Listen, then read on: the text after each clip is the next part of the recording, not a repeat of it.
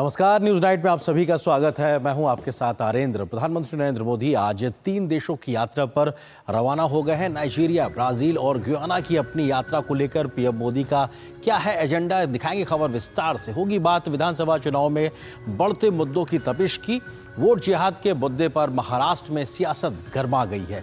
इस खबर पर करेंगे चर्चा विस्तार से। इसके अलावा होगी बात दिल्ली में बढ़ते प्रदूषण की वजह से हो रही आम लोगों की मुश्किलों की। होगी देश दुनिया की हर जरूरी और महत्वपूर्ण खबर। शुरुआत हेडलाइंस के साथ। प्रधानमंत्री मोदी नाइजीरिया, ब्राजील और गुयाना के दौरे पर रवाना। ब्राजील में G20 शिखर सम्मेलन में होंगे शामिल। बाकी दोनों देशों में द्विपक्षीय संबंधों पर भी होगा जोर।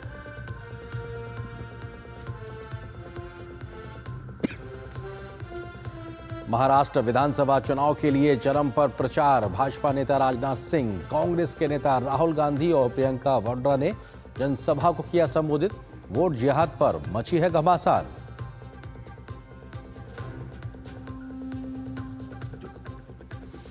झारखंड में दूसरे चरण का चुनाव प्रचार हुआ और तेज घुसपैठ पर अमित शाह ने हेमंत सोरेन से पूछे तीखे सवाल। मल्लिकार्जुन खड़गे ने जनता के सामने वायदों का खुला पिटारा।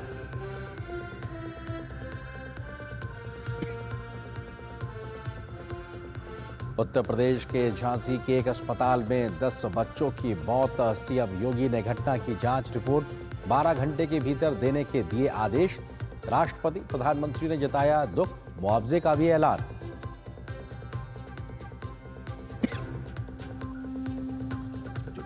और महिला एशियाई चैंपियंस ट्रॉफी हॉकी प्रतियोगिता में भारत की जीत का सिलसिला जारी। ओलंपिक रजत पदक विजेता चीन को 3-0 से दी शिकस्त।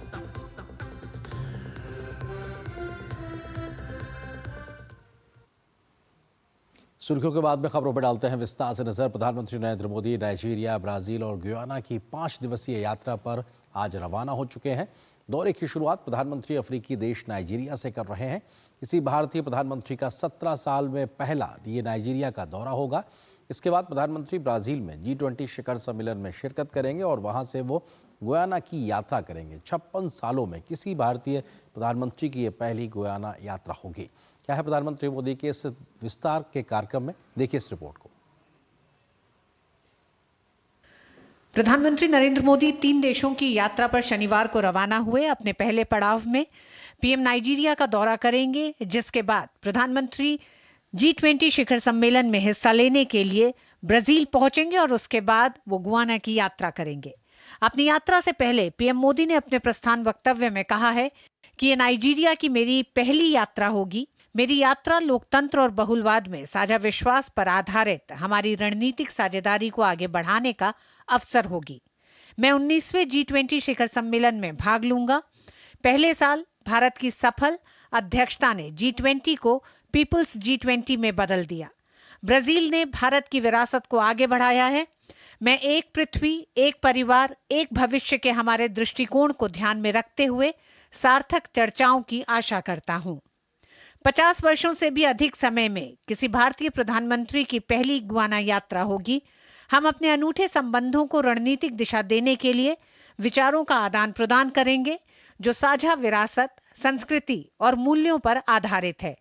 मैं 185 साल से भी अधिक समय पहले प्रवास करने वाले सबसे पुराने भारतीय प्रवासियों को भी अपना सम्मान अर्पित करूंगा और गुयाना की संसद को संबोधित करूंगा। प्रधानमंत्री मोदी 16-17 नवंबर को नाइजीरिया के दौरे पर होंगे, जहां वो राष्ट्रपति टिनुबू के साथ द्विपक्षीय वार्ता करेंगे तो नाइजीरिया की राजधानी अबुजा में भारतीय समुदाय के लोगों को संबोधित भी करेंगे। 2007 में भारत और नाइजीरिया संबंधों को रणनीतिक साझेदारी का दर्जा दिया गया। नाइजीरिया में लगभग 60,000 भारतीयों का एक बड़ा समुदाय है। यह पश्चिम अफ्रीका में भारतीय प्रवासियों का सबसे बड़ा केंद्र है। भारत की करीब 135 कंपनियां नाइजीरिया में हैं। 2023-24 में दोनों देशों के बीच 99,629 करोड़ रुपए का व्यापार हुआ था। प्रधानमंत्री के दौरे के दौरान कुछ बड़े समझौतों की उम्मीद है। नाइजीरिया के बाद प्रधानमंत्री 18-19 नवंबर को ब्राजील जाएंगे, जहां राष्ट्रपति लूला डी सिल्वा की मेजबानी में आयोजित हो रहे G20 शिखर सम्मेलन में भाग लेंगे। इस दौरान पीएम मोदी वैश्विक मुद्दों पर भारत की स्थिति को पेश करेंगे और दिल्ली में हुए G20 सम्मेलन के परिणामों पर विस्तृत चर्चा करेंगे। 1968 के बाद पहली बार कोई भारतीय प्रधानमंत्री गुयाना दौरे पर होंगे। 2023 में गुयाना के राष्ट्रपति ने भारत का दौरा किया था और 17वें प्रवासी भारतीय दिवस में बतौर मुख्य अतिथि शामिल हुए थे। गुयाना के जॉर्ज टाउन में प्रधानमंत्री दूसरे कैरिकॉम भारत शिखर सम्मेलन में भाग लेंगे। वे क्षेत्र के साथ भारत के संबंधों को बढ़ाने के लिए कैरिकॉम के सदस्य देशों के नेताओं के साथ बैठक करेंगे। कैरिबियाई देश डोमिनिका ने घोषणा की है कि वो भारतीय प्रधानमंत्री नरेंद्र मोदी को अपना सर्वोच्च राष्ट्रीय पुरस्कार डोमिनिका अवार्ड ऑफ ऑनर से सम्मानित करेगा। गुयाना के जॉर्ज टाउन में होने वाले भारत कैरिकॉम शिखर सम्मेलन में पीएम मोदी को यह सम्मान दिया जाएगा। भारत ने 200 से अधिक भारतीय कंपनियों के माध्यम से नाइजीरिया में 27 बिलियन अमेरिकी डॉलर से अधिक का निवेश किया है, जो एक मजबूत आर्थिक और विकासात्मक साझेदारी को दर्शाता है। प्रधानमंत्री की यात्रा भारत के मिशन ग्लोबल साउथ को और मजबूत करेगा। Bureau report, DD news. देश के मीडिया संस्थान हिंदुस्तान टाइम्स के शताब्दी वर्ष समारोह में प्रधानमंत्री ने आज शिरकत की। उन्होंने एक स्मारक डाक टिकट भी जारी किया। प्रधानमंत्री संस्थान की इस लंबी यात्रा में शामिल सभी भागीदारों को उन्होंने शुभकामनाएं दी। प्रधानमंत्री ने कहा कि आज भारत अगर दुनिया में अपनी पहचान बनाए हुए है तो उसमें सिर्फ सामान्य नागरिकों का सामर्थ्य है, जिसने कई संकटों को पीछे छोड़ा है।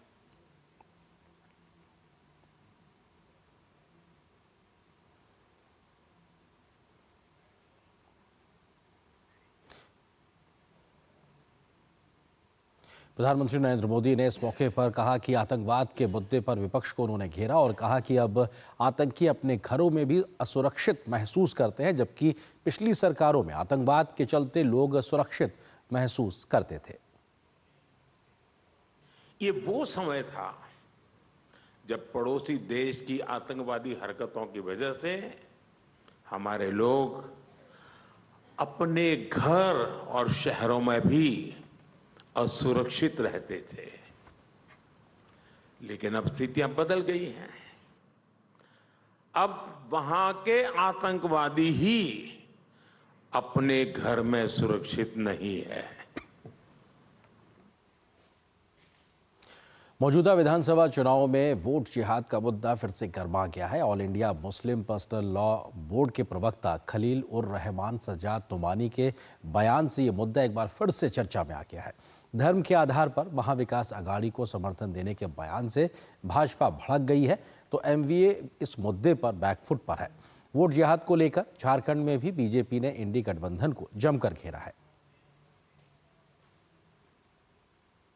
अगर महाराष्ट्र में उनको शिकस्त हो गई तो इत्तलात के मुताबिक दिल्ली सरकार भी बहुत दिन तक नहीं ठहर पाएगी। तो हमारा निशाना सिर्फ महाराष्ट्र सरकार नहीं है, बल्कि मरकज़ी हुकूमत है और मुल्क का मुस्तकबिल है। ये कैसा वोट जिहाद है जिसके सिपह सालार हैं शरद पवार, जिसके अजीम सिपाहियों में हैं Uddhav Thackeray, Rahul Gandhi, Nanaji Patole. All India Personal Muslim Law Board के प्रवक्ता खलील उल रहमान सज्जाद नोमानी के इस बयान के बाद महाराष्ट्र की राजनीति फिर से गर्मा गई है। नोमानी अपनी तकरीर में सीधे तौर पर मुस्लिम समाज को कांग्रेस, उद्धव ठाकरे और शरद पवार वाले गठबंधन महाविकास अघाड़ी को वोट देने की अपील कर रहे हैं। नोमानी मुस्लिम समाज से वोट जिहाद के लिए अपील करते हुए कहते हैं कि अगर महाराष्ट्र में बीजेपी वाला गठबंधन महायुति हार जाता है तो केंद्र सरकार भी खतरे में पड़ जाएगी। धर्म के आधार पर खुलेआम वोट देने की अपील के इस मुद्दे पर बीजेपी ने विपक्षी गठबंधन को जमकर घेरा है और वोट जिहाद के नाम पर वोट मांगने पर सवाल खड़े किए हैं। राजनीति में पोलराइजेशन के लिए इस स्तर पर जाना हमने इससे पहले नहीं देखा। All India Personal Muslim Law Board के प्रवक्ता नोमानी अपनी अपील में शरद पवार, उद्धव ठाकरे, राहुल गांधी और नाना पटोले को वोट जिहाद का सैनिक करार दे रहे हैं, तो मुस्लिम समाज से संविधान के नाम पर वोट की बात कह रहे हैं। इससे पहले भी कई ऐसे मामले सामने आए हैं जिसमें धर्म के नाम पर वोट की अपील की जा रही है। ऑल इंडिया उलेमा काउंसिल की ओर से 17 सूत्रीय मांग महाविकास अघाड़ी के नेताओं के सामने रखी गई थी। जिसके बाद महाराष्ट्र में कांग्रेस इकाई ने उन मांगों पर समर्थन भी जताया था। उलेमा काउंसिल ने मुस्लिमों के लिए महाराष्ट्र में नौकरियों में 10% आरक्षण की मांग की थी, तो तमाम दंगों के आरोपियों के केस वापस लेने की भी मांग की थी। ऐसी गैर संवैधानिक मांगों पर कांग्रेस ने वोट बैंक के लिए समर्थन भी जताया था। उधर झारखंड में भी कांग्रेस के राज्य प्रभारी गुलाम अहमद मीर ने घुसपैठियों के समर्थन का बयान दिया था, जिसको लेकर बीजेपी का आरोप है कि महाराष्ट्र से लेकर झारखंड तक इंडी गठबंधन वोट जिहाद कर रहा है। ये वोट जिहाद नहीं है तो और क्या है, संविधान का उल्लंघन नहीं है तो और क्या है, मॉडल कोड ऑफ कॉन्डक्ट का वायलेशन नहीं है तो और क्या है। धर्म के आधार पर वोट बैंक की राजनीति के मुद्दे पर प्रधानमंत्री नरेंद्र मोदी ने भी विपक्षी दलों को घेरा है। एक कार्यक्रम के दौरान प्रधानमंत्री मोदी ने पूर्ववर्ती सरकारों द्वारा तुष्टीकरण की नीति पर सवाल खड़े किए हैं। पहले सरकार इसलिए चलाई जाती थी कि बस अगला चुनाव जीत लिया जाए।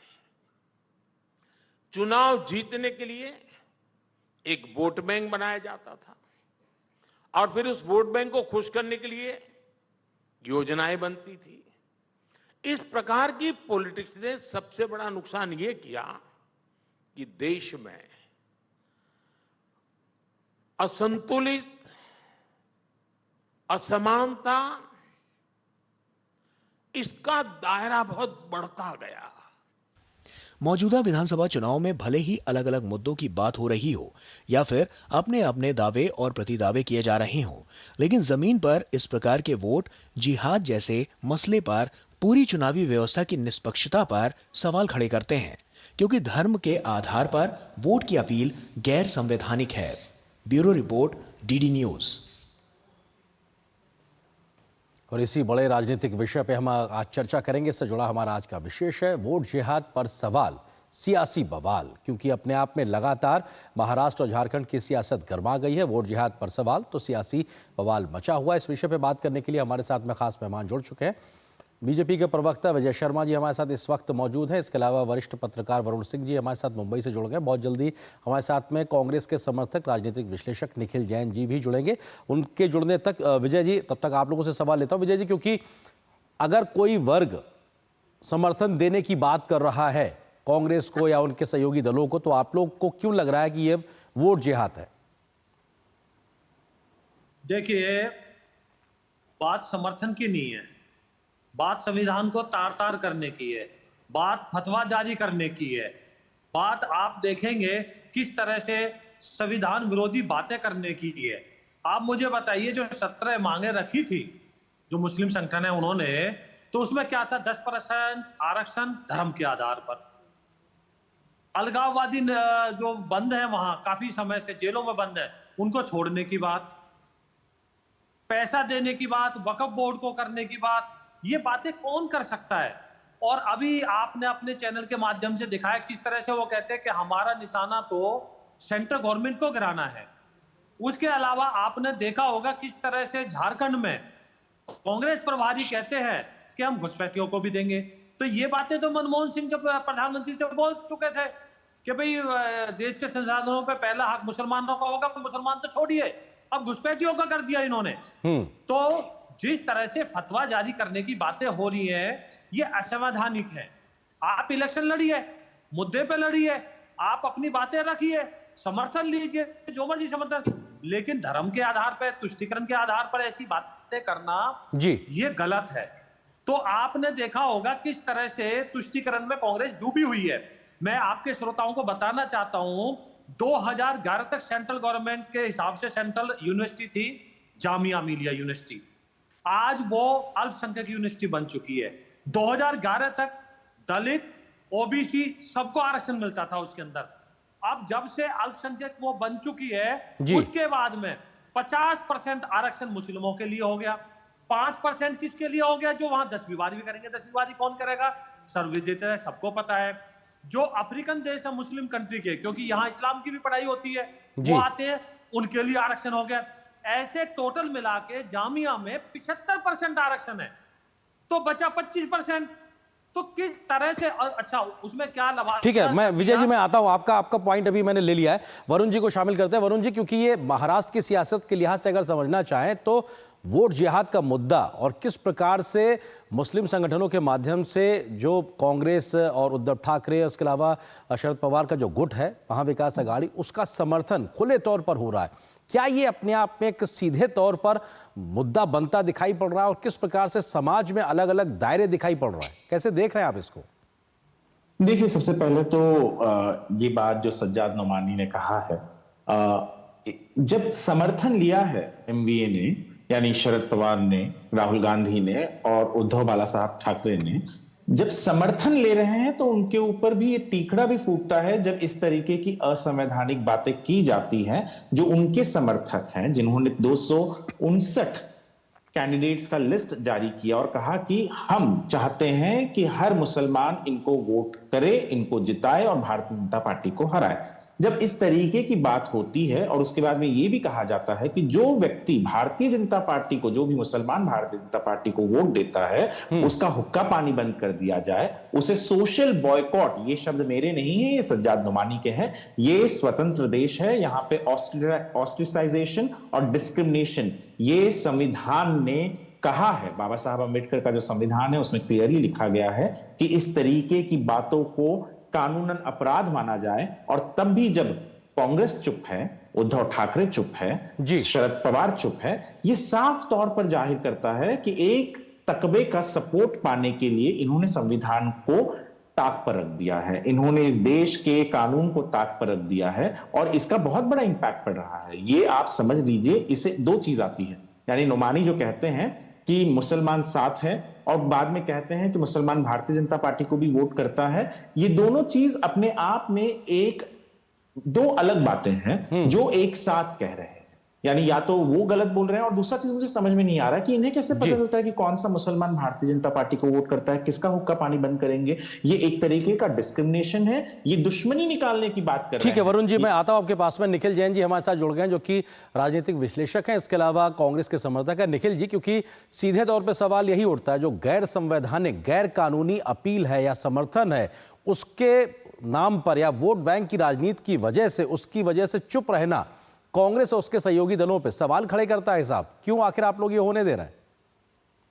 देखिए आयेंद्र जी, चाहे कोई मुस्लिम संगठन, कोई हिंदू संगठन, जैन संगठन या क्रिश्चियन संगठन अगर महाविकास आघाड़ी को या महायुति को समर्थन दे, उससे आप उन पार्टीज की या उन गठबंधनों की जिम्मेवारी नहीं कर सकते कि उन्हें क्या बयान दिया। जो भी समर्थन दे रहा है वो अपने मन से, अपनी इच्छा से, अपने स्वेच्छा से, अपनी सोच से दे रहा है। आप पार्टी को उसके लिए फॉल्टर नहीं कर सकते। निखिल जी, आपने जो बात कही वो बिल्कुल वैलिड बात है, वो उनकी तरफ से दिया गया समर्थन है। लेकिन जब ऑल इंडिया उलेमा काउंसिल की 17 सूत्री मांग का पत्र आता है, नाना पटोले जो कि आपके महाराष्ट्र के जो अध्यक्ष हैं कांग्रेस के, वो उस पर समर्थन जताते हैं, तब तो पार्टी जिम्मेदार हो जाती है।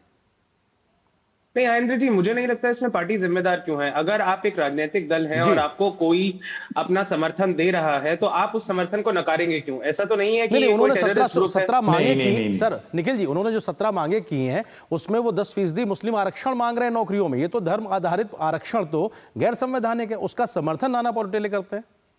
पर क्या कांग्रेस पार्टी ने ये अपने मैनिफेस्टो में या अपनी रैलीज में बोला कि हम मुसलमानों को धर्म के आधार पर 10% का रिजर्वेशन देंगे? देखिए, मुसलमान समाज के कुछ तबकों को जो ओबीसी में आते हैं उन्हें ऑलरेडी रिजर्वेशन मिलता है महाराष्ट्र में और अन्य राज्यों में और बाकी जगह भी देश में, उनको मिलना भी चाहिए। बट अगर कोई ये बोले कि सारे मुसलमानों को, क्योंकि जस्ट वो मुसलमान है, उन्हें 10% आरक्षण देना चाहिए, वो जाहिर सी बात है गलत डिमांड है। और कांग्रेस पार्टी ने या महाविकास आघाड़ी ने इसका जब समर्थन नहीं करा तो हम उनको फॉल्टर नहीं कर सकते। हाँ, अगर वो कटेंगे तो बटेंगे या इस तरीके से धार्मिक नारे दे रहे होते या फिर सांप्रदायिक नारे दे रहे होते, तब जरूर आप उन्हें कहते कि ये गलत कर रहे हैं। नहीं, लेकिन वो सांप्रदायिकता के आधार पे आरक्षण मांग रहे हैं जो गैर कानूनी है, गैर संवैधानिक है। वो कह रहे हैं कि साहब तमाम ऐसे लोग जो जेलों में बंद हैं, जिन पे तमाम गंभीर आरोप है, उनको छोड़ दीजिए, हम आपका समर्थन करेंगे। आपके प्रदेश अध्यक्ष उसका समर्थन करते नजर आते हैं। वो कहते हैं कि आरएसएस पे प्रतिबंध लगा दीजिए, उनकी 17 सूत्री मांगों में है। तो वो तो प्रदेश अध्यक्ष कांग्रेस के उस पर समर्थन जता रहे हैं ना, और वो उनका समर्थन इस बात पे कि आप हमारी मांग मान लीजिए, आपका समर्थन कर रहे हैं, तो वो तो पार्टी फिर जिम्मेदार मानी जाएगी ना कि आप कह रहे हैं उस बात को। आयेंद्र जी, बात ऐसी है कि देश में बेरोजगारी की जो स्थिति है, देश के सबसे मजबूत तबके आज की तारीख में अदर बैकवर्ड क्लासेस के अंडर आरक्षण मांग रहे हैं। 2016 में हमने देखा कि हरियाणा में जो जाट समाज है, जिनके पास भूमि है, जिनके मुख्यमंत्री रहते हैं, उन्होंने आरक्षण मांगना मांगा, आज 2024 में मराठा समाज जिनके मुख्यमंत्री रहते हैं, भूमि है, शुगर मिल्स हैं, वो आरक्षण मांग रहे हैं। ये चलता रहता है समाज में। कभी कभी राजपूत लोग भी समर्थन ओबीसी, मैंने तो ये भी सुना है कई जगह राजपूत भी ओबीसी का आरक्षण मांगते हैं। आरक्षण मांगना सबका संवैधानिक अधिकार है, लेकिन क्या उसे देना चाहिए सरकार को या नहीं, यही मेरा सवाल था, जिसका जवाब 3 बार पूछने पे भी नहीं दे रहा। मैं आता हूं आपके पास में विजय शर्मा जी, बीजेपी से हमारे साथ जुड़े हुए। विजय जी, क्योंकि वो सीधा जवाब दे नहीं रहे हैं, वो कह रहे हैं कि साहब कोई अगर समर्थन दे रहा तो हम क्यों ना ले लें, वो तो वही बात कर रहे हैं। देखिए, अगर अलगाववादियों को वो छोड़ने की बातें करते हैं, शर्तों के आधार पर समर्थन देते हैं, तो आप मना कीजिए। कांग्रेस पार्टी आए टीवी के ऊपर बोले कि हम ऐसी देश विरोधी ताकतों के साथ नहीं खड़े, हमें ऐसे समर्थन की जरूरत नहीं है। जो अलगाववादियों को छोड़ने की बात करती है, जो धर्म के आधार पर आरक्षण देने की बातें करती है, जो एससी ओबीसी के जो आरक्षण है उसको छीनने की बात करती है। एक तरफ आप संविधान की कॉपी हाथ में लेकर घूमते हो, एक तरफ जो संविधान को कमजोर करने की बातें करते हो उनके साथ खड़े हो जाते हो। तो ये वोट की पॉलिटिक्स होती है कि नहीं होती है? तो इसका जवाब आप मुझे बताइए। औरंगाबाद जो आक्रांता था, हत्यारा था, जो उसका नाम बदल दिया जाता है तो आपको पेट में मिर्ची लग जाती है। किस तरह से आप हाय तौबा मचाते हो। पालघर में साधुओं की हत्या हो जाती है, किस तरह से उन लोगों के साथ खड़े हो जाते हो। तो आप बताइए, शिवाजी का जो महाराष्ट्र है, जो वीर सावरकर का महाराष्ट्र है, उनकी तिलांजलि देके आज मौलाना जो है वो नए नए फतवे जारी कर रहे हैं, और कांग्रेस पार्टी हंस के कह रही है ठीक है जी, कोई समर्थन दे रहा है, हम क्या करें इसमें। कल को कोई आतंकवादी आपको समर्थन देगा और कहेगा कि मैं तो बमबारी करूंगा आके भारत देश के ऊपर, तो आप क्या कहेंगे? क्यों समर्थन दे रहा है? अरे भाई, कमाल की बात है, ये तर्क नहीं कुतर्क है, ये तो कमाल का बात है। ये ऐसे आदमी को रोकिए। ठीक है वरुण जी, क्योंकि ये अपने आप में कह देना कि साहब आप अगर वो समर्थन दे रहे हैं तो हम साहब क्या कहें, ये एक तर्क देना, और इसके आधार पे अगर वो राष्ट्रीय सुरक्षा को लेकर सवाल है, कानून व्यवस्था को लेकर सवाल है और संवैधानिक व्यवस्थाओं के सीखचे पे खड़े होकर सवाल है, तो ये तो आज के समय में चर्चा का विमर्श होगा ना महाराष्ट्र विधानसभा चुनाव के दौरान। वरुण जी, बिल्कुल, किसने कहा कि ये नहीं है, और ये हो भी रहा है।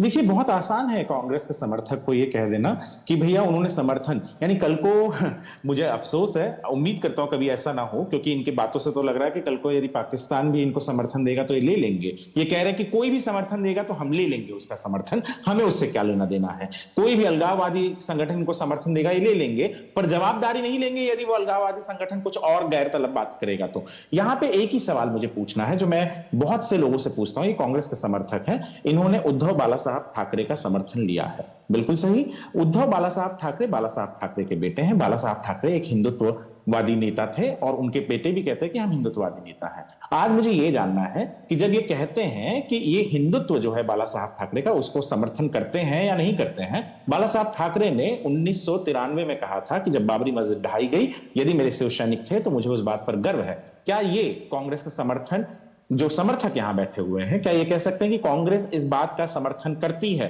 बाला साहब ठाकरे ने जो कहा था, बाला साहब ठाकरे का जो हिंदुत्व है जिसको उद्धव ठाकरे लेकर चल रहे हैं, क्या कांग्रेस उस बात का समर्थन करती है?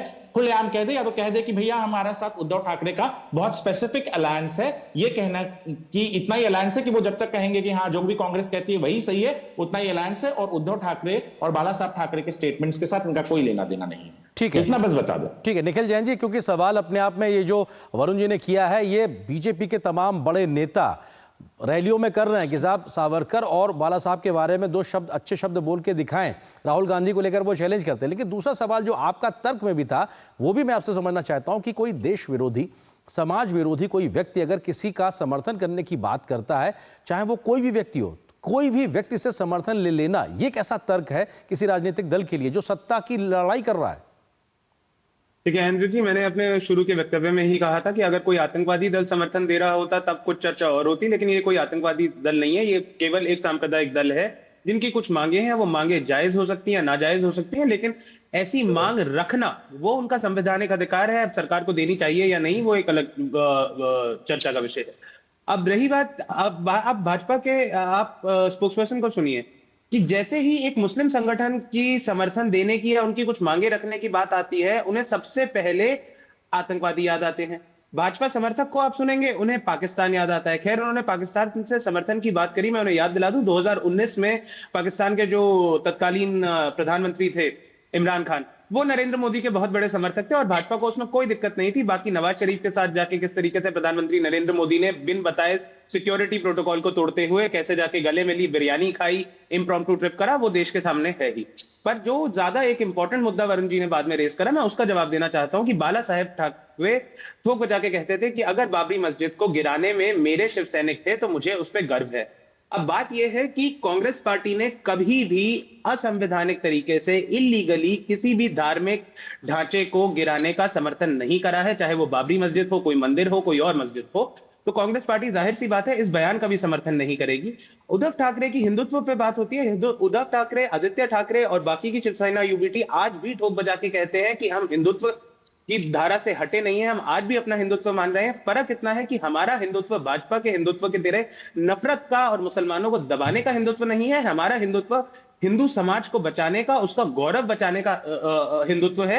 जो हम देख रहे हैं कि किस तरीके से जो भ्रष्टाचार हुआ है महाराष्ट्र में पिछले 2.5 साल में, कि छत्रपति शिवाजी महाराज जी की जो मूर्तियां थी, मल्टीपल मूर्तियां एक आंधी के झोंके में गिर गई। छत्रपति शिवाजी महाराज का इतना बड़ा अपमान भाजपा की महायुति सरकार के भ्रष्टाचार के चलते महाराष्ट्र वासियों को, देशवासियों को देखना पड़ा। और आज हालांकि वो एक तथ्य, क्योंकि आप जो छत्रपति शिवाजी को महाविकास अघाड़ी भूल गई है, निखिल जी, क्योंकि आपने जो पॉइंट रखा है, आपने जो पॉइंट रखा है कि शिवाजी महाराज की मूर्ति का गिरने का, उसमें जो तथ्यात्मक बात है वो ये है कि उसमें सरकार ने वो मूर्ति नहीं बनवाई थी, वो मूर्ति डिफेंस के माध्यम से बनवाई गई थी उस जगह पे। हालांकि सरकार ने उसके लिए वित्तीय मदद की थी, ये अपने आप एक तथ्यात्मक बात है। लेकिन आपके आरोपों का जवाब बीजेपी से लेते हैं विजय जी।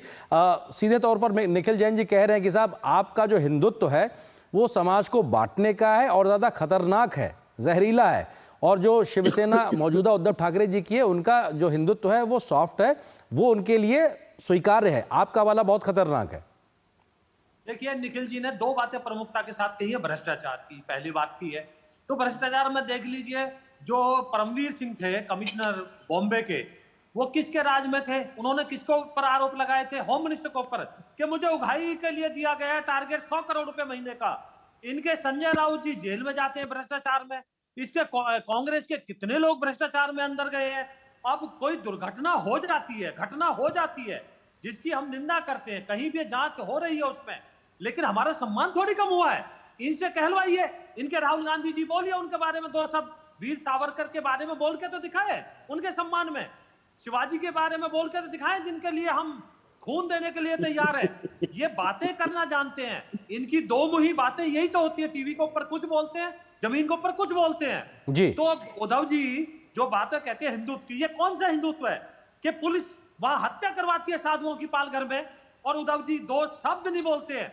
ऐसी कैसी बेशर्मी हो गई? क्या आप मुझे बताइए, निहत्थे लोगों को पुलिस की अभिरक्षा में मार दिया जाता है, तो ये ऐसा महाराष्ट्र नहीं चाहिए वहां। ठीक है, कैसा महाराष्ट्र चाहिए है ये फैसला भी बहुत जल्दी 20 तारीख को हो जाएगा और 23 को नतीजों से पता लगेगा। फिलहाल जी, फिलहाल वक्त की अनुमति इतनी है कि हम आपकी चर्चा खाली, क्या मैं जवाब दे सकता हूं? वरुण जी 10 सेकंड में। जी हाँ, मुझे बस इतना कहना था कि बहुत धन्यवाद निखिल जैन का कि उन्होंने ये कह दिया कि बाला साहब ठाकरे का जो हिंदुत्व था, कट्टर हिंदुत्व, आज उद्धव ठाकरे वो हिंदुत्व को नहीं मानते हैं और इसके लिए कांग्रेस उनके साथ है। बहुत धन्यवाद। ठीक है, फिलहाल वक्त इतनी अनुमति दे रहा है। बहुत बहुत शुक्रिया तीनों मेहमानों का जुड़ने के लिए, इस विषय पर विस्तार से बात करने के लिए। अब जनता तय करेगी महाराष्ट्र की आखिर वो किसके के हिंदुत्व को पसंद करती है, किसके हिस्से की नीतियों को पसंद करती है, किसके वायदों को पसंद करती है। फिलहाल एक छोटे से ब्रेक के लिए रुकते हैं, लेकिन ब्रेक के उस पार जब वापस आएंगे तो आपको दिखाएंगे खबर कि घुसपैठ पर आखिर घमासान कहां पर मचा हुआ है।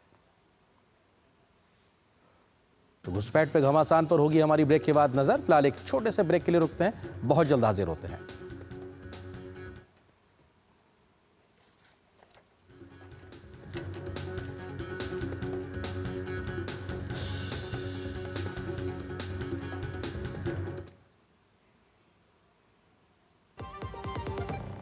आपके घर के खाने में रेस्टोरेंट जैसा स्वाद ले आए MDH का शाही पनीर मसाला। पनीर को क्या मस्त बना डाला।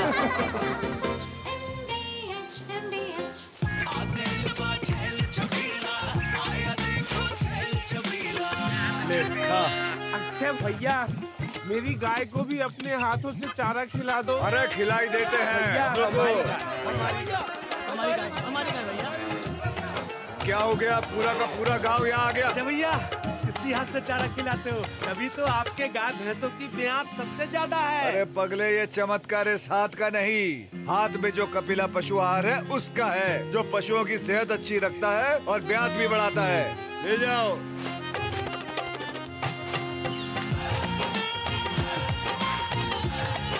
कपिला, देश का नंबर 1 पशु आहार।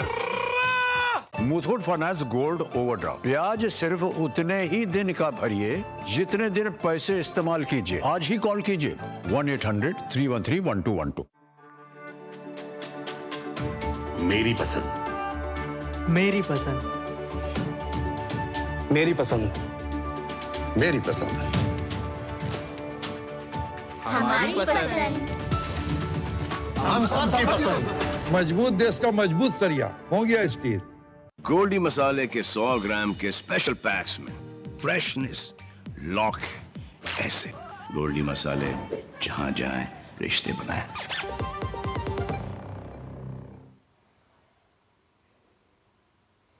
महाराष्ट्र में 20 नवंबर को होने वाले विधानसभा चुनाव के लिए प्रचार अभियान लगातार जोरों पर है। जहां पर दोनों ही गठबंधनों की ओर से लगातार प्रचार चल रहा है, तो दावे और प्रतिवादे भी लगातार होते हुए नजर आ रहे हैं। किस प्रकार का लगातार दोनों ओर से वादे प्रतिवादे किए जा रहे हैं, इस पे हम लगातार नजर बनाए हुए हैं, क्योंकि आज बात की जाए तो दोनों गठबंधनों की ओर से जो स्टार प्रचारक हैं वो जमीन पर उतरे और उन्होंने लगातार एक तरीके से एक दूसरे पर वार किया और समझाने की कोशिश की जनता को कि आखिर उनके पक्ष में वोट क्यों दें।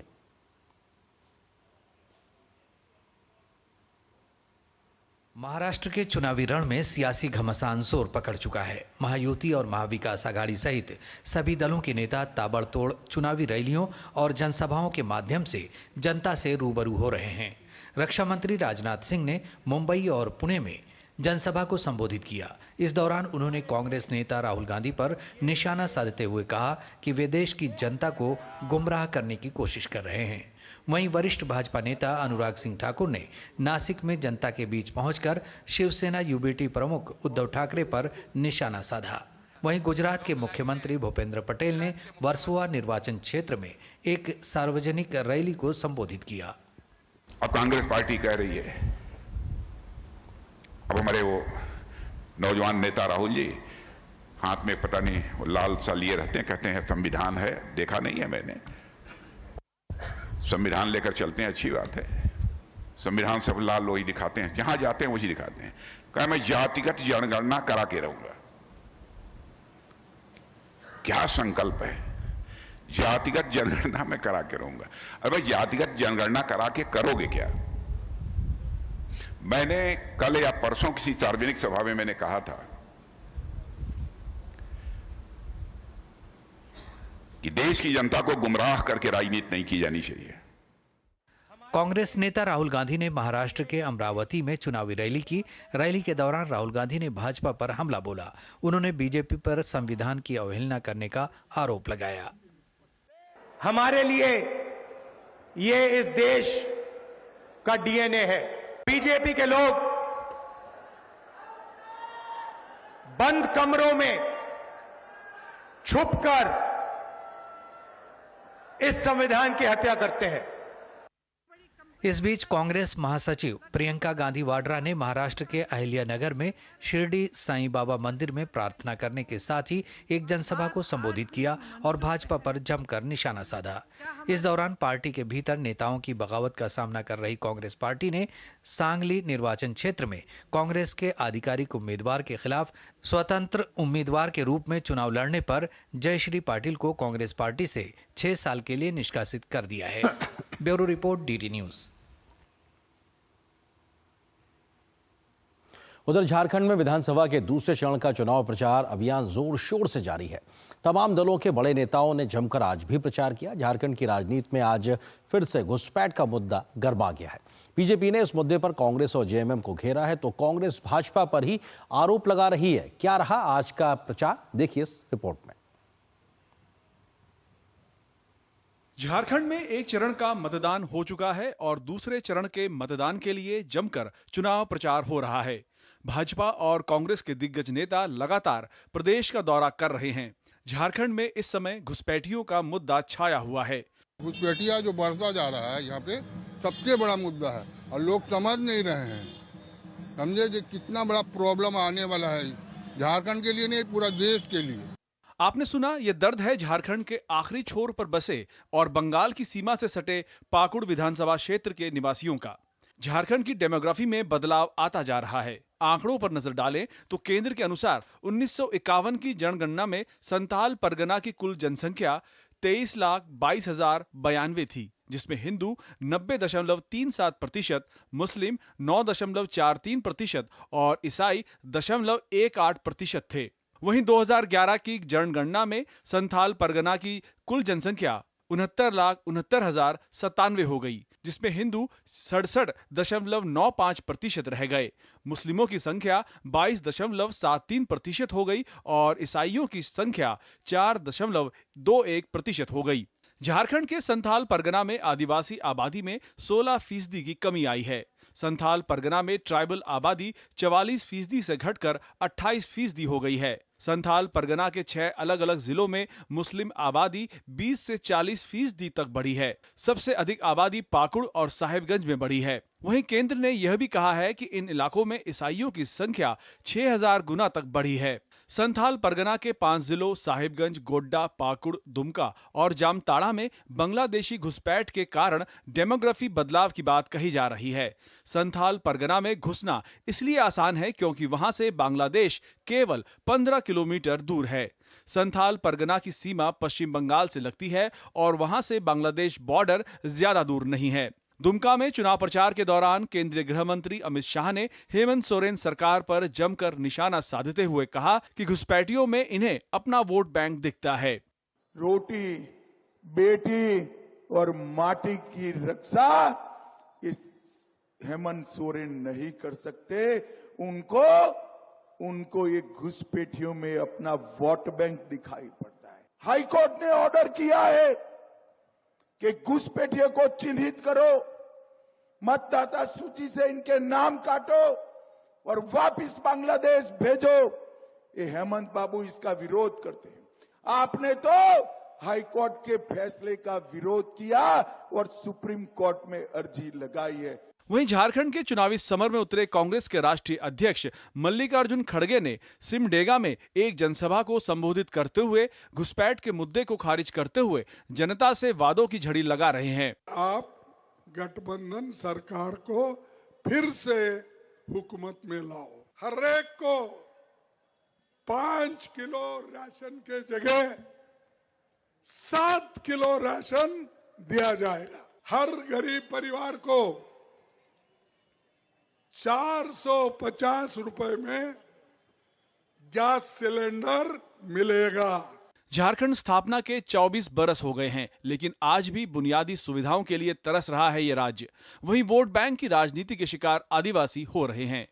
राजेश राज के साथ bureau report, DD news. Maharashtra और झारखंड में जारी चुनाव प्रचार के बीच आ रही शिकायतों को लेकर चुनाव आयोग ने कांग्रेस और भारतीय जनता पार्टी के अध्यक्षों को पत्र लिखा है। कांग्रेस अध्यक्ष मल्लिकार्जुन खड़गे और भाजपा के अध्यक्ष जेपी नड्डा को लिखे पत्रों में चुनाव आयोग ने उन्हें अपनी पिछली एडवाइजरी याद दिलाते हुए स्टार प्रचारकों और नेताओं पर नियंत्रण रखने के लिए कहा गया है। आयोग ने दोनों नेताओं को पत्र लिखकर एक दूसरे की तरफ से शिकायतों पर टिप्पणी करने के लिए कहा गया है। चुनाव आयोग ने दोनों पार्टी अध्यक्षों से 18 नवंबर दोपहर 1 बजे तक औपचारिक जवाब मांगा है। साथ ही उन्हें लोकसभा चुनाव के दौरान 22 मई 2024 को दिए गए चुनाव आयोग के पूर्व परामर्श की याद दिलाई है, जिसमें स्टार प्रचारकों और नेताओं पर नियंत्रण रखने के लिए कहा गया था ताकि सार्वजनिक शिष्टाचार का उल्लंघन ना हो और चुनाव प्रचार के दौरान आदर्श आचार संहिता का अक्षरशः पालन किया जा सके।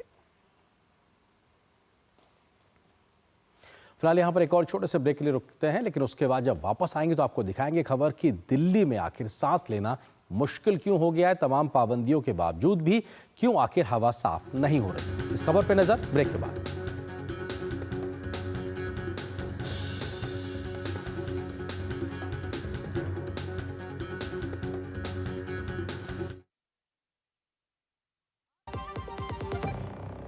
बीमारी मानो हमारे घरों की सदस्य हुआ करती थी।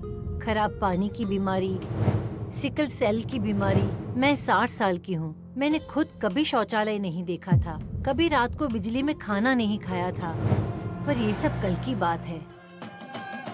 आज सरों पर पक्की छत है, आज घरों में शौचालय है, सिकल सेल की जांच हो रही है, हमारे पास आयुष्मान कार्ड है। विश्वास है हमारे बच्चे वो कष्ट नहीं झेलेंगे जो हमने झेले थे। आज हमारे बच्चे एकलव्य जैसे रेसिडेंशियल स्कूलों में पढ़ते हैं। एक भी आदिवासी भाई बहन ना छूटे, इसलिए मन से काम कर रहे हैं। प्रधानमंत्री नरेंद्र मोदी जी हमारा खूब ध्यान रख रहे हैं। जब सही प्रयास किए जाते हैं तो सही परिणाम मिलता ही है। देश के सभी वन बंधुओं को जनजातीय गौरव दिवस की बधाई। MDH की देगी मिर्च, देगी मिर्च का तड़का, अंग अंग फड़का। MDH की देगी मिर्च। जब धरती चीर कर निकलता है लोहे का पत्थर और मिलता है मोंगिया के जोश से, फिर तपता है, पिघलता है और बनता है फौलाद। अब होता है सरिया सारी खूबियों के साथ। मोंगिया स्टील, मजबूत देश का मजबूत सरिया। 3 महीने में पैसे डबल। वाह, फास्ट और हाई रिटर्न्स भी। क्या स्कीम है? कल तो नहीं थी यहाँ। और कल होगा भी नहीं। तूने कभी 5 ओवर में डबल सेंचुरी मारी है? ऐसे स्कीम के बहकावे में आके हम धोखा खा सकते हैं। और आरबीआई कहता है अपना पैसा सुरक्षित रखो और समझदारी से निवेश करो। अगर ज्यादा रिटर्न के पीछे भागोगे तो रिस्क भी उतना ही उठाओगे। और फास्ट रिटर्न से बच के। और फास्ट बॉलिंग से भी। आरबीआई कहता है जानकार बनिए, सतर्क रहिए। MDH का किचन किंग किचन में हो तो हम सब कुछ बना सकते हैं। बैंगन का भरता, आलू गोभी, भिंडी मसाला और भी बहुत कुछ। MDH। और ब्रेक के बाद खबर यूपी से। उत्तर प्रदेश के झांसी के एक अस्पताल में आग लगने की वजह से 10 नवजात बच्चों की दुखद मृत्यु हो गई। योगी सरकार ने घटना की जांच के आदेश दिए हैं तो पीड़ित परिवारों को मुआवजे का ऐलान भी किया गया है। इस घटना पर राष्ट्रपति, उपराष्ट्रपति, प्रधानमंत्री ने दुख जताया है। शुरुआती जांच में बिजली के तारों में शॉर्ट सर्किट की वजह से आग लगने की बात सामने आ रही है। उत्तर प्रदेश के झांसी स्थित महारानी लक्ष्मीबाई मेडिकल कॉलेज के NICU वार्ड में आग लगने से 10 नवजात शिशुओं की मौत हो गई, जबकि कई बच्चों की हालत गंभीर है। 39 बच्चों को सुरक्षित निकाल लिया गया। हादसे पर राष्ट्रपति द्रौपदी मुर्मू, उपराष्ट्रपति जगदीप धनखड़, प्रधानमंत्री नरेंद्र मोदी, रक्षा मंत्री राजनाथ सिंह सहित अन्य नेताओं ने दुख प्रकट किए। मुख्यमंत्री योगी आदित्यनाथ ने घटना की जांच करने और जांच रिपोर्ट 12 घंटे के भीतर देने के आदेश दिए। बच्चों को उपचार की व्यवस्था दी जा सके, इसकी व्यवस्था में देर रात्रि से ही हम लोग लगे थे और रात्रि में ही स्वास्थ्य मंत्री और प्रदेश के डिप्टी CM श्री ब्रजेश पाठक जी भी वहां पहुंच गए थे और 10 बच्चों की दुखद मौत हुई है। शेष बच्चे सुरक्षित हैं। वहां पे स्वास्थ्य विभाग की पूरी टीम, मेडिकल कॉलेज की पूरी टीम, प्रशासन और पुलिस प्रशासन की पूरी टीम सभी को सुरक्षित निकालने में सफल रही। लेकिन मेरी संवेदना उन सभी परिजनों के प्रति है जिन्होंने अपने मासूम बच्चों को खोया है। इस बीच सीएम योगी आदित्यनाथ के निर्देश पर उप मुख्यमंत्री ब्रजेश पाठक ने घटनास्थल पहुंचकर स्थिति का जायजा लिया और दोषियों के खिलाफ कड़ी कार्रवाई की बात कही। दुखद है, दुर्भाग्यपूर्ण है। घटना की उच्च स्तरीय जांच के आदेश दिए गए हैं। साथ मजिस्ट्रेटी जांच होगी। 24 घंटे के अंदर स्थानीय प्रशासन से प्राथमिक जांच रिपोर्ट देने के लिए कहा गया है। केंद्र और राज्य की ओर से सहायता राशि का ऐलान किया गया है। एक ओर जहां प्रधानमंत्री राष्ट्रीय राहत कोष से प्रत्येक मृतक बच्चे के परिजनों को 2 लाख रुपए और घायलों को 50,000 रुपए की अनुग्रह राशि देने की घोषणा की गई है, वहीं सीएम योगी ने मृतक नवनिहालों के स्वजन को 5 लाख और गंभीर रूप से घायलों के स्वजन को 50,000 रुपए की सहायता तत्काल देने के लिए प्रशासन को निर्देशित किया। हादसे से जुड़ी आवश्यक जानकारी के लिए स्थानीय प्रशासन की ओर से जारी हेल्पलाइन नंबर 9454417618 पर संपर्क किया जा सकता है। Bureau report, TT news. और बात तो पॉल्यूशन की। दिल्ली एनसीआर में वायु प्रदूषण की समस्या लगातार गंभीर होती जा रही है। हवा की गुणवत्ता बेहद खराब की श्रेणी में बनी हुई है। दिल्ली एनसीआर में ग्रेप 3 की पाबंदियां लागू हैं, जिसके बाद भी प्रदूषण थमने का या रुकने का नाम नहीं ले रहा। प्रदूषण की गंभीर होती समस्या पर बीजेपी ने दिल्ली सरकार पर जमकर हमला बोला है। तो वहीं इस बीच प्रदूषण की भयावह स्थिति को देखते हुए commission for air quality management ने एक समीक्षा बैठक की। इस बैठक में ग्रेडेड रिस्पांस एक्शन प्लान के स्टेज 3 को कड़ाई से लागू करने के निर्देश दिए गए हैं। मौसम में जहां गुलाबी ठंड का एहसास हो रहा है, जहां मौसम करवट ले रहा है, वहीं दिल्ली की जनता का सांस लेना मुश्किल होता जा रहा है। दम घोंटू हवाएं दिल्ली को बीमार करने लगी हैं। बढ़ते प्रदूषण के चलते ग्रेप 3 लागू किया गया है, लेकिन राजधानी फॉग और स्मॉग की चपेट में है। वायु प्रदूषण के बीच धुंध और कोहरे की चादर ने वाहनों की रफ्तार पर ब्रेक लगा दिया है। राष्ट्रीय राजधानी क्षेत्र में हालात सुधरने के बजाय बिगड़ते जा रहे हैं। दिल्ली के कई इलाकों में वायु गुणवत्ता सूचकांक AQI गंभीर श्रेणी में बना हुआ है। शनिवार दोपहर 12 बजे दिल्ली के शादीपुर का AQI 451 दर्ज किया गया, जबकि नरेला और वजीरपुर जैसे क्षेत्रों में भी प्रदूषण का स्तर गंभीर प्लस श्रेणी के करीब पहुंच गया। दम घोंटू हवा से निजात दिलाने के लिए प्राइवेट BS3 पेट्रोल और BS4 डीजल वाहनों पर रोक लगा दी गई है। नियम तोड़ने पर 20,000 रुपए का जुर्माना लगाया गया है। निर्माण कार्य पर पूरी तरह रोक, अंतरराज्यीय डीजल बसों की एंट्री बैन और मेट्रो के 60 अतिरिक्त फेरे शुरू किए गए हैं ताकि लोग सार्वजनिक परिवहन का इस्तेमाल करें। दिल्ली के उपराज्यपाल VK सक्सेना ने फरवरी 2025 तक सरकारी कार्यालयों के समय को बदलने की मंजूरी दी है। प्रदूषण के नाम पर हर साल प्लान बनाए जाते हैं, प्रदूषण नियंत्रण की कवायद की जाती है, लेकिन हर साल नवंबर आते आते जनता हलकान होने लगती है। दिल्ली भाजपा अध्यक्ष वीरेंद्र सचदेवा ने दिल्ली सरकार की व्यवस्था पर सवाल खड़े कर दिए। मुझे लगता है कि ये एक अच्छा प्रयास है अपनी दिल्ली, अपनी राजधानी को सुरक्षित करने का। और आम आदमी पार्टी की तकलीफ मैं समझता हूँ। उन्हें सुरक्षा का कोई भी या दिल्ली को बचाने का कोई भी उपाय होता है तो उन्हें वो राजनीतिक चश्मे से देखते हैं। एक वर्ग विशेष को खुश करने की जो उनकी नीति है, उसके लिए उनकी मजबूरी है, वो इस तरह से बोलते हैं। लेकिन माननीय उपराज्यपाल जी के इस कदम का मैं तो समर्थन करता हूँ, दिल्ली वाले भी इस कदम का स्वागत करेंगे। दिल्ली में एयर पोल्यूशन एक गंभीर समस्या है और दिल्ली अगर ग्रेप 3 की जद में आई है तो अरविंद केजरीवाल के सरकार के नकारेपन और उनके निकम्मेपन का परिणाम है कि आज दिल्ली इन व्यवस्थाओं को देख रही है। न तो दिल्ली को जहरीली हवा से निजात मिल रही है और न ही यमुना नदी को जहरीले झाग से। तापस भट्टाचार्य के साथ ब्यूरो रिपोर्ट, DD न्यूज। और यहां पर एक और छोटे से ब्रेक के लिए रुकते हैं। अनुभव कीजिए शुद्ध MDH बादाम रोगन का प्यार। सेहत बनके रग-रग में दौड़े, त्वचा में समाये, हाइड्रेट करे, हर उम्र की त्वचा का पोषण करे। You deserve the purity. MDH बादाम रोगन, नेचुरल, टेंडर, प्योर। चमके चमके।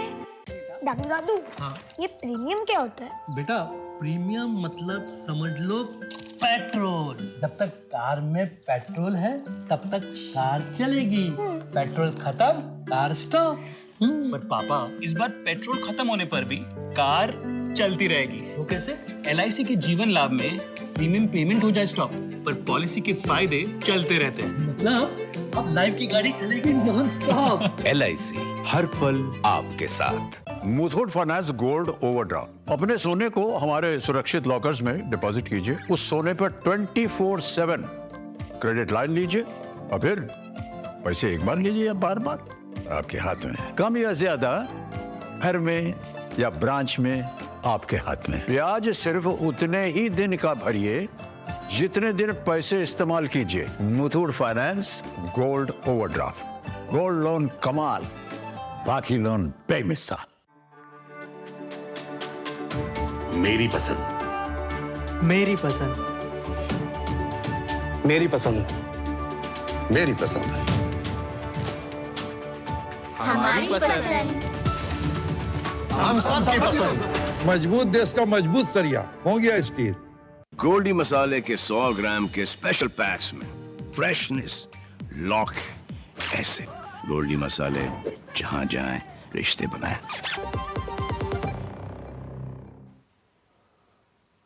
आयुष्मान भारत प्रधानमंत्री जन आरोग्य योजना के तहत बनाए जा रहे आयुष्मान वय वंदना कार्ड 70 वर्ष और उससे अधिक के वरिष्ठ नागरिकों के लिए वरदान साबित हो रहे हैं।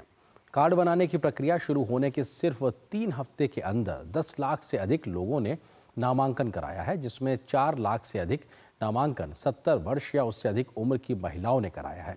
आयुष्मान वय वंदना कार्ड के लॉन्च के बाद से अब तक 9 करोड़ रुपए से अधिक के उपचार को स्वीकृति दी गई है। अब तक 1400 से अधिक महिलाओं और 4800 से अधिक पुरुषों को इसका लाभ मिला है। कार्ड के माध्यम से coronary angioplasty, hip fracture replacement, पित्ताशय की थैली को हटाना, मोतियाबिंद सर्जरी, प्रोस्टेट रिसेक्शन और स्ट्रोक सहित अन्य कई बीमारियों का 5 लाख तक का मुफ्त इलाज कराया जा सकता है।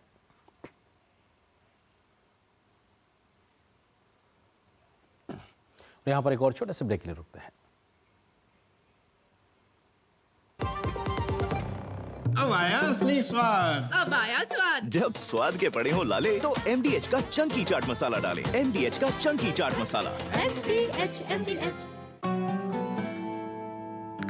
यार Ajay, look at your dad. हम इस उम्र में ऐसे रहेंगे क्या? बिल्कुल रहेंगे, अगर पापा जैसी सही प्लानिंग की तो। जैसे कि? मेरे पापा ने इन्वेस्ट किया LIC के जीवन अक्षय में, जो दे रहा है इमीडिएट और guaranteed annuity at regular intervals, जिंदगी भर के लिए। वाह, पर हमें तो इस एज तक वेट करना पड़ेगा ना? बिल्कुल नहीं, हमने तो अभी इन्वेस्ट किया है LIC के न्यू जीवन शांति में, जो हमें देगा डिफर्ड एन्युटी, मतलब कुछ साल बाद से regular income. I see। LIC के एन्युटी प्लान्स दे एन्युटी ऑप्शंस और नियमित इनकम पाने में फ्लेक्सिबिलिटी भी। LIC हर पल आपके साथ। एक ऐसा तबका जो रिटायरमेंट के बारे में आज भी बिल्कुल नहीं सोचता, वो है औरतें। औरतें कमा के भी वल्नरेबल हैं। सो NPS एक इक्वालिटी ला रहा है, हम सब एक बराबर प्लेटफॉर्म पे हैं। अपने बेहतर कल को सुनिश्चित करने के लिए NPS जरूरी है। गोल्डी मसाले के 100 ग्राम के स्पेशल पैक्स में फ्रेशनेस लॉक ऐसे गोल्डी मसाले जहां जाएं रिश्ते बनाएं। दिल्ली में चल रहे वोडोलैंड महोत्सव का आज दूसरा और अंतिम दिन रहा, लेकिन आज प्रधानमंत्री के ST समिट में दिए बयान के बाद यहां के आयोजकों में एक नई ऊर्जा का संचार हुआ है। उन्हें उम्मीद है कि BTR विकास की नई गाथा लिखेगा। राष्ट्रीय और अंतर्राष्ट्रीय स्तर पर उन्हें एक नई पहचान भी मिलेगी। 5 दशक के बाद बम, बंदूक और पिस्तौल छोड़ करके, हिंसा का रास्ता छोड़ करके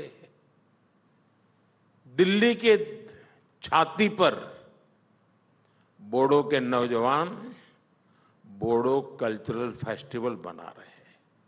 इतिहास की बहुत बड़ी घटना है। मैं कल वहां था, मैं हृदय से फील कर रहा था। बोडो शांति समझौते कारण इन लोगों का जीवन बदल गया है। प्रधानमंत्री के इस वक्तव्य के बाद दिल्ली में चल रहे वोडोलैंड महोत्सव के आयोजकों में नई ऊर्जा का संचार हुआ है। शनिवार को दूसरे और अंतिम दिन आयोजकों ने जहां प्रधानमंत्री का आभार जताया, तो वहीं पिछले 10 वर्षों में हुए विकास की बात भी कही। कार्यक्रम में कार्यकारी अध्यक्ष दीपेन बोरो ने कहा कि अब बोडोलैंड विकास की नई गाथा लिख रहा है।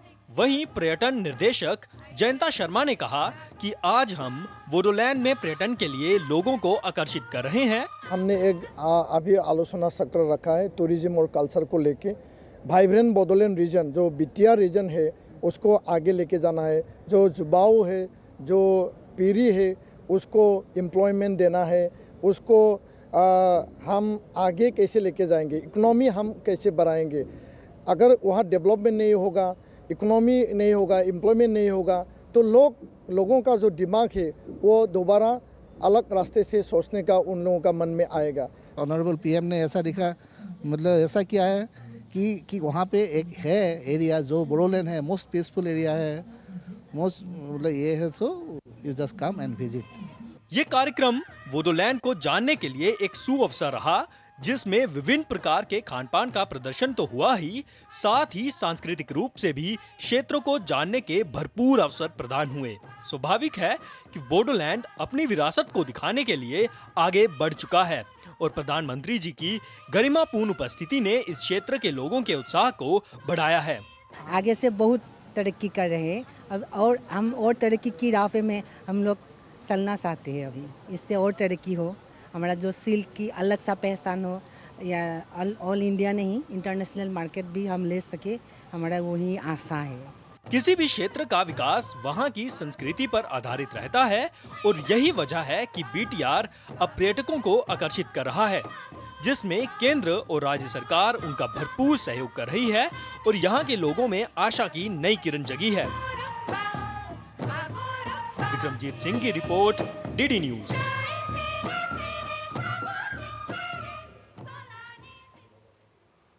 खबर खेल के मैदान से महिला एशियाई चैंपियंस ट्रॉफी हॉकी प्रतियोगिता में भारत ने चीन को 3-0 से हरा दिया है। इस जीत के साथ प्रतियोगिता में भारत का विजय अभियान जारी है। ये भारत की प्रतियोगिता में लगातार चौथी जीत है। भारत के लिए पहला गोल संगीता कुमारी ने किया। कुछ ही देर बाद भारतीय कप्तान सलीमा टेटे ने टीम के लिए दूसरा गोल किया। तीसरा गोल दीपिका ने किया। इस तरह भारतीय टीम ने 3-0 से मैच अपने नाम करने में कामयाबी हासिल की। इस जीत के साथ भारत 12 अंकों के साथ प्रतियोगिता में शीर्ष पर है। इससे पहले भारतीय टीम ने मलेशिया, दक्षिण कोरिया और थाईलैंड की टीम को भी शिकस्त दी थी।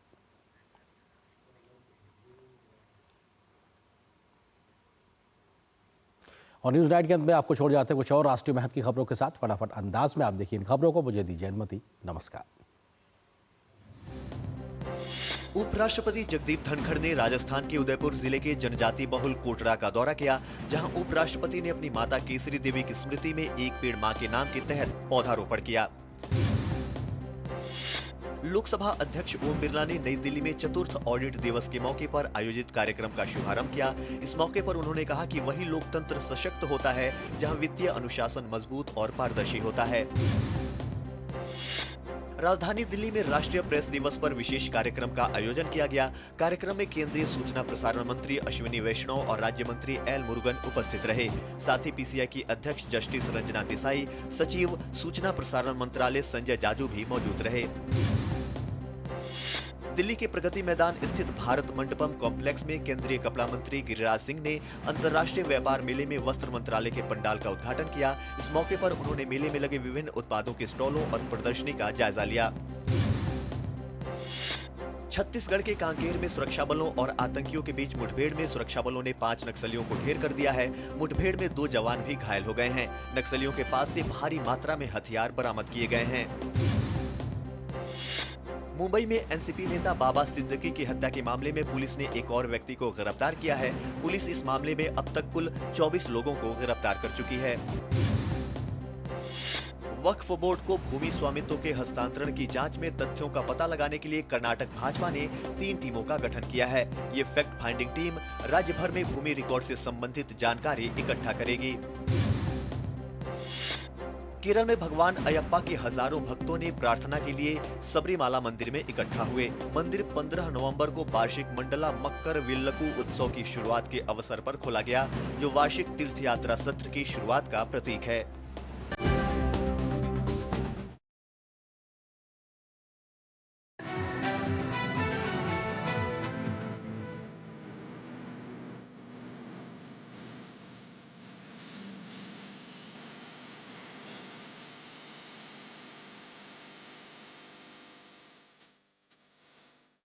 News night